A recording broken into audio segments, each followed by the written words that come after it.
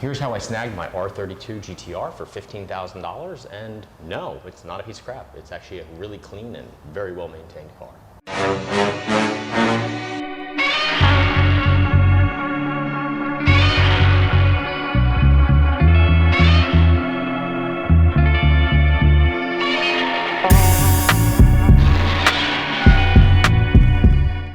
So I love my K truck and my K van. But honestly, buying one of these sight unseen from Japan doesn't really faze me. They're pretty cheap. They're only about $3,500. And realistically, they're usually in pretty good shape. And even if they're not, you can pretty much fix anything mechanically on them with very little mechanical know-how. However, buying a GTR is a whole new ballgame.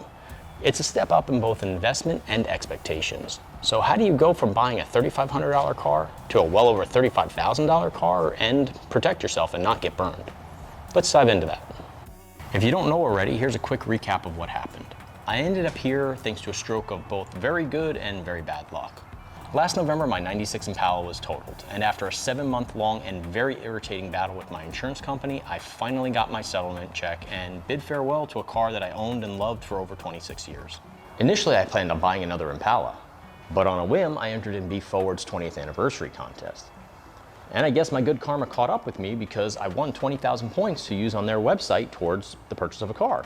Each point is worth $1, and typically you get points by buying cars and referring other customers. But here in one shot, I was given a substantial chunk of change, so I realized this was the perfect opportunity to go after one of my dream cars, an R32 GTR. Now, I did briefly consider some of the other JDM legends like an RX-7 or a 300ZX twin turbo or an NSX, but the GTR's been on my radar since the Gran Turismo days. So it'll be a perfect complement to my 280Z, and it'll satisfy my turbo all-wheel drive cravings. What about an R33 or an R34? The R33 seem to be running about 5 to 10K more than an R32, but I don't even really like that chassis as much as the R32. Now, I do like the R34 body slightly better than an R32. Well, prices for R34s have skyrocketed to like insano land in the last couple of years, since they're now viable to import under the US's 25-year rule. Technically, I could get an R34 with very little, if any, out-of-pocket expenses, but my budget would be limited to a Skyline GTT, not an actual GTR. Fortunately though for me, at the time I was buying this car, the yen was at the historic low of like 60 cents to the dollar. So that translates to like a 40% discount on anything that I'm buying. So honestly, between the weak yen and the 20K in store credit, I'm looking at easily over half off the cost of an R32 GTR. So let's do this right. Now, quick disclaimer, while today's focus is specifically going to be on R32 GTRs, a lot of these insights apply to various vehicles and various websites, but do your own due diligence when you're importing a car always. Look at what others have done and then do as much research as you can do. Now, before we get started, I'm going to mention I am in no way sponsored by B Forward at all, other than the fact that, I won the contest and a bunch of money from them, so take that into consideration. I will be doing the follow-up video of when I picked this car up from port, and I'm going to give you my final opinions about working with them and how the whole process went. But honestly, they've been excellent to work with, and I'm pretty excited to work with them in the future as well. Now, while I was at it, I reached out to them and I got them to send me some of these t-shirts, and I actually co-branded them with some GTRs and K-Truck graphics and stuff like that. I've been giving these shirts out away locally at car shows and stuff, but I'm going to give you guys an opportunity to win some of these shirts, so stay tuned to the end of the video and I'll tell you how to do that. B Forward features thousands of vehicles that they sell on their own, and they also act as a third-party consolidator connecting buyers to hundreds of thousands of cars across Japan through private sellers and dealers. In this video, we're just going to talk about the process with B Forward since they gave me the prize money and that's who I'm buying the car from. So this video, I'm just going to be dealing with the specifics of their site, but these are just good recommendations when you're dealing with any overseas car exporter. B Forward's been around for over 20 years and they have tons of great reviews, so I really felt comfortable buying from them, and honestly, I just couldn't pass up this opportunity, even if it was going to involve a little bit of out-of-pocket cash. So first off, start up by signing up on bforward.jp. This allows you to save your favorites, request more information, and compare vehicles easily. It's pretty straightforward, just basic information required. If you can't manage this step, just don't try the rest of this yourself. So first off, you want a GTR. So let's narrow stuff down the old-fashioned way. Select Nissan, and then when I go to select the model, well, now I encounter the first problem when shopping for a GTR. What is a GTR? Well, technically, it's a Skyline, but there are many internal differences, including the 2.6-liter twin-turbo engine and the all-wheel drive and four-wheel steering system that the other Skylines just don't have. So really just kind of consider it like a trim code on steroids. So this means under model, some third-party sellers may list a GTR as just a Skyline. That's actually how the one I chose was listed, but this makes it tricky to find what you want. For instance, if I filter by Skyline, I might get about 800 or so entries. To narrow it down then to just R32s, I can adjust the date range to 1989 to 1994. But do I have any GTRs here? Well, the model code for GTR is EBNR32. So let's select that. Well, now I'm down to 4. That doesn't seem like enough. There have to be more than that out there. Now, if I change the model to Skyline GTR, I'll see about 16 actual GTRs, which is promising. But none of these are the same as the previous 4 cars, which is kind of weird. So now if I change it to Skyline Coupe, I don't get any GTRs at all, even though technically this is a coupe. All right, so I found 20 cars, but that still seems kind of low. So then I try something else. Now on this specific site, the trick I found for R32s was to just reset all the filters. And then I could just use the search box. The model code for GTR, like I said, was EBNR32, but I've already seen some of them listed as E-BNR32 with a dash, and then sometimes with a space. So after I clear all my search parameters, I just search for BNR32. And with this, I get 46 matches. And quickly looking through these seem to all be actual GTR cars, and they include both the previous result sets. So there's our number, 46 cars. So here's the other bit of advice. Don't over-filter your search. For example, sometimes by filtering turbo, it might actually exclude legitimate GTRs if the seller didn't check that box when they submitted the info to be forward. Similarly, a seller might not list manual transmission even if the car is a manual. They just left that box unchecked. So my best advice is to stick with broad categories to maximize your search results. And remember that some sellers may have just accidentally mislabeled some of the options. I don't think there's anything nefarious going on, it's just the nature of submitting cars to multiple websites. One of the best things you could do is use the pictures to verify what features the car has, like the presence of turbos or factory components like air conditioning or what kind of transmission the car has. You can also sort by B-Forward's actual internal stock of cars if you feel more comfortable working just with them. They're going to be able to help you a little bit better with your purchase and verify options quickly. That's going to also allow you to request additional photos, which can help clarify any discrepancies. So I also usually sort by price range from low to high, but I don't put in a minimum or a maximum price. I don't want to miss out on the opportunity of a vehicle that might be priced just slightly above my initial budget. For this adventure, I was hoping to be all in at less than $40,000, with some flexibility for the right car. Keep in mind that you're going to have some additional local taxes and import fees, so I want to stay within the $30,000 to $35,000 range to stay at or under budget. Now you can also sort by lower mileage. Keep in mind, lower mileage cars and ones that are in stock condition and or special versions like Nismo and V-Spec cars, they're going to be a little bit higher priced. Now sometimes heavily modified ones are also on the higher side as people are looking to recover their investment, but often you'll see that certain modifications can actually tend to hurt the pricing. I did spot this one red car that was just pushing outside of my price range, but I'll explain why I skipped that one later.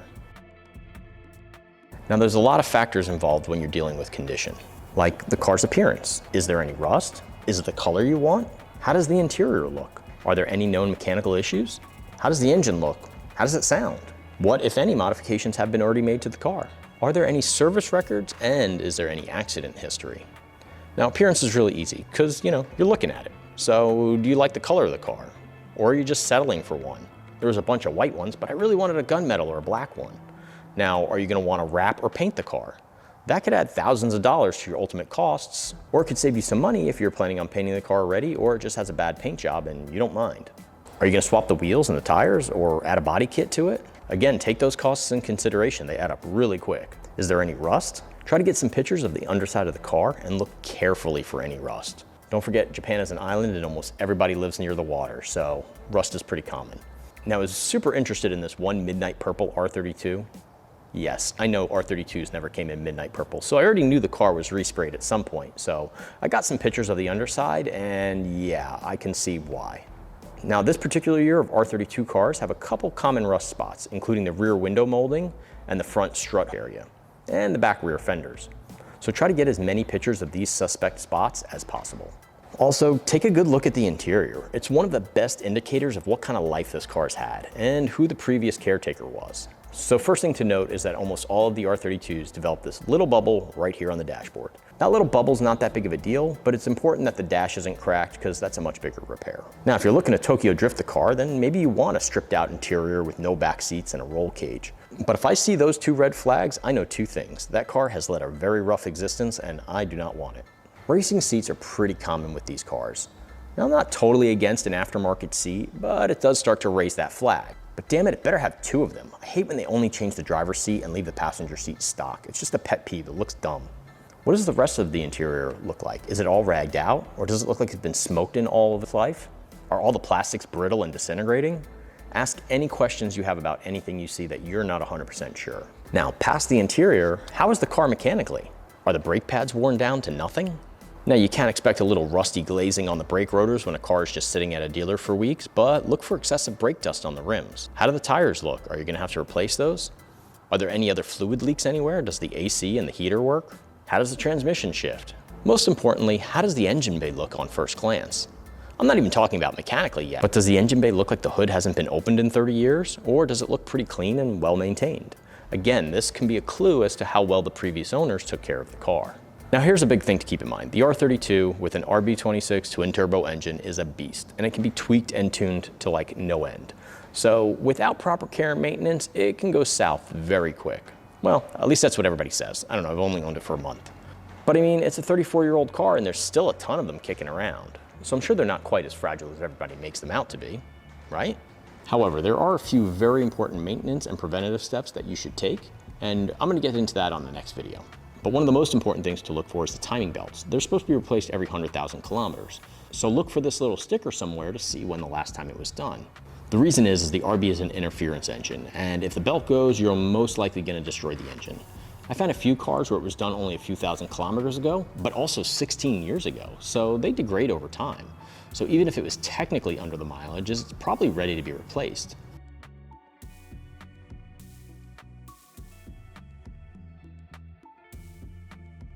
And when you're gonna do that, you might as well replace the oil pump and the water pump at the same time. So get prepared for that bill. Now, this also leads us to modifications. Do these modifications make it worth more or less?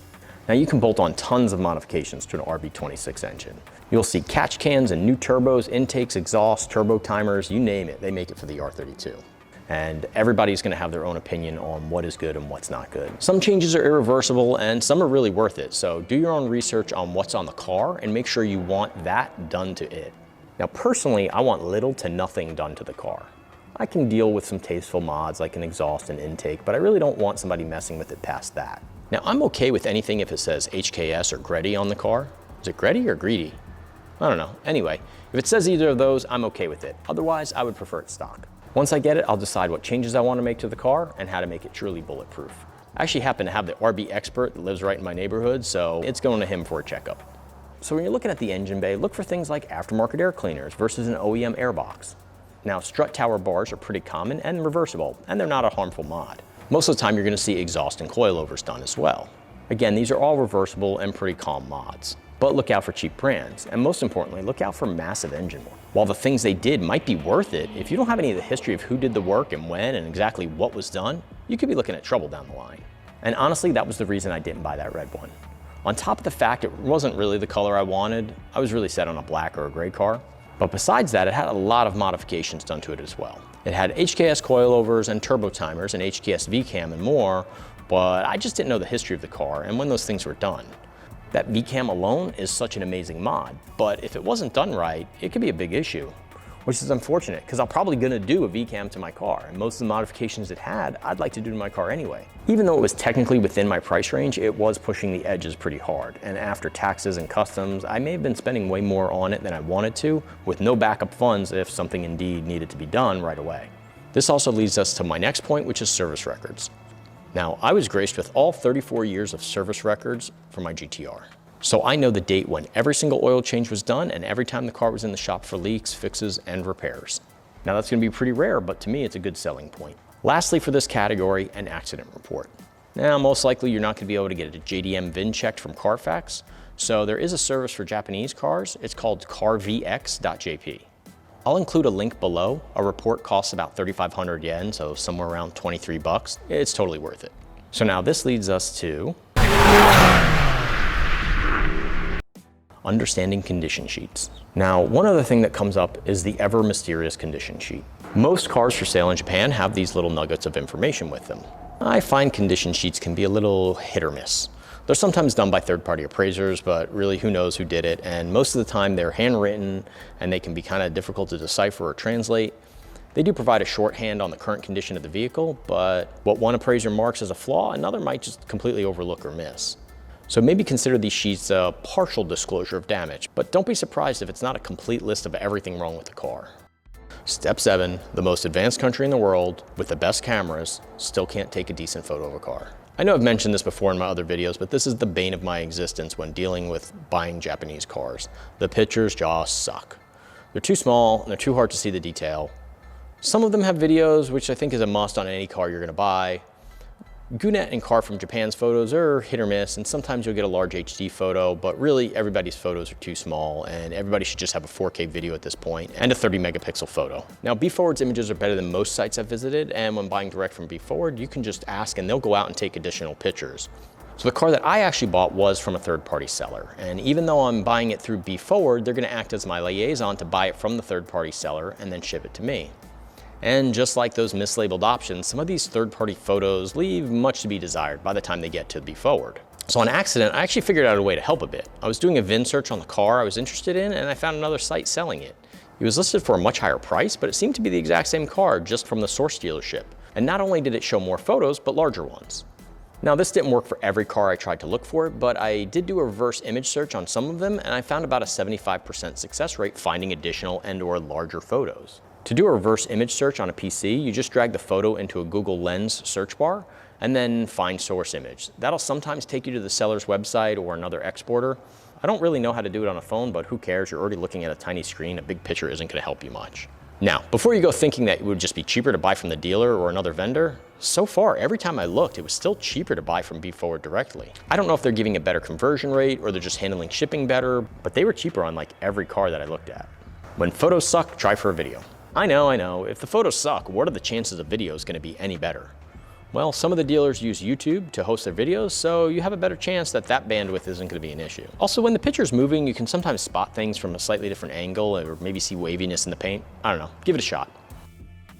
Oh, it's a thing. Word is out. The dam broke. These things are not barn finds anymore from Japan. The sellers are well aware of the market value of their vehicles and they are pricing them accordingly. Now, I would say it's a great time specifically to buy R32s and R33s. The R34s are just a little high right now, but the best factor for savings is the weak yen. It's giving you a little bit more buying power because most of the sellers are willing to sit on these vehicles for a bit to try to maximize their returns. Make sure to trust your instincts. If something feels too good to be true, it probably is. If you see a GTR for drastically less than all the others, stay away, unless you're prepared to dump a bunch of cash into it. Also, if you see one that's way more expensive than all the others, stay away from that one too. It's probably not really worth it unless you're finding some really rare version of the car or like with 5,000 miles on it. So now that you've selected all the candidates for your GTR, spend the next couple of days agonizing over the cars. For real, I went from like 40 cars down to 20 and then down to 8 and then down to like 4. And I sat on those 4 for like a week because I couldn't decide what I wanted. I halfway wanted somebody to just buy one of the cars I was looking at just to make my decision easier. But ultimately, I picked the one that checked most of the boxes and I'm very happy with that decision. Even though the red car just haunts me a little bit. I know I did good. Once I chose the car, I select the port and put in a request for inquiry. At that point, BeForward gives me a pro forma invoice with the total amount, including any insurance, options, and shipping costs. Now keep in mind, that's not going to include your brokerage or port fees locally, or any taxes and customs fees, and your registration costs. Now I planned on about $5,000 in extra expenses, and it only came out to about $2,500 or maybe $3,500 when it was all said and done. Once you click buy now, you can either pay with a credit card or a bank transfer. Now if you pay right away, you're actually going to get a $100 credit back from BeForward in points. Now if you buy from a third party like I did, they're going to contact the seller and make sure the car is available. And they even let me know that there was a few other condition issues that weren't previously listed, giving me an opportunity to cancel if there was anything that was a deal breaker. After me giving the okay, they went ahead and purchased the car from the seller and then they get it shipped to them. When BeForward gets the car, they then sent me a bunch of good, high quality photos of the car before it got loaded onto the boat. They assigned my car to a vessel and then I wait for it to be sent to the US, which was a whole other issue thanks to 2 hurricanes and a port strike. I'll explain that in the next video. The last piece of advice I can give you is to, win a contest. This last step is optional, but highly recommend it. In all seriousness, I really can't speak highly enough about this whole process. It's been very educational and also a little bit stressful. I did even consider flying out to go look at some of the cars in person, but ultimately, by the time I got all the pieces in place, I felt totally comfortable with the whole process dealing with BeForward. BeForward also offers referral bonuses and discounts towards your next purchase every time you buy from them. And there's a bunch of other ways to gain BeForward points on their site, so keep an eye out for them next time you're getting ready to buy a car. And keep an eye out for future contests from them. I'm proof that you could actually win something.